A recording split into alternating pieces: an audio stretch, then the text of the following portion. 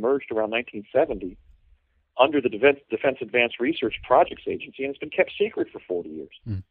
I mean, and that hopefully, at least the option of choosing teleportation will be available to humanity. You know, Bob Beckwith, I mentioned his name.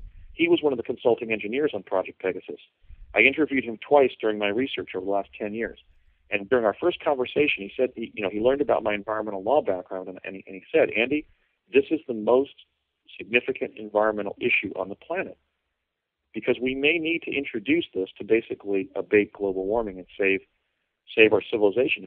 70% of human beings live within a 1-hour car drive of an ocean. If we melt the polar ice caps, we are going to go back to a medieval standard of living, because it basically, in a mass event, about 70% of the people in the world will be drowned. If it tilts towards a global cooling event, such as Whitley Strieber and Art Bell articulate it became the movie. The Coming Global Superstorm became a feature film. The Day After Tomorrow or something like that, I think. The Day After Tomorrow, right. We could also have an event like that, and unfortunately, the most technically advanced countries in the world, such as the United States, such as Western Europe, the Scandinavian countries, Russia, Japan, now China, many of the most developed countries who are going to be responsible for technology transfer to the developing countries are situated in the Northern Hemisphere. So if we have a coming global superstorm, day after tomorrow kind of scenario, as articulated by Strieber and Bell, our civilization is also going to be set back by centuries. So we need to prevent that event. We need to prevent drowning civilization or freezing it in a mass cooling disaster, a global cooling disaster. And I think one of the leading ways we may be able to achieve that is if we launch an international Manhattan Project to achieve the actual implementation of teleportation on a global basis, which has been a technical opportunity that we've been in ultimate possession of since around 1970. Okay, very good. Well, we'll keep following your work, Andrew, and teleportation does indeed sound like a very good way of traveling, obviously, for everyone who knows the ordeal of sitting in airplanes and all that stuff, and getting there soon enough. It's absolutely some very good ideas. So we're rooting for you, and keep up the great work. And as always, very interesting hearing from you, Andrew, and from your perspective. So with that, I just want to say thank you very much again for coming on the program. Please leave us with your websites as well, and we'll round up things on that note, Andrew. Well, yes, I thank you again for having me as a guest. Hopefully someday that you can come to New York. I'll meet you in New York, and we can jump through Grand Central Teleport and arrive at Union Teleport in Los Angeles in several seconds. We can laugh about this conversation.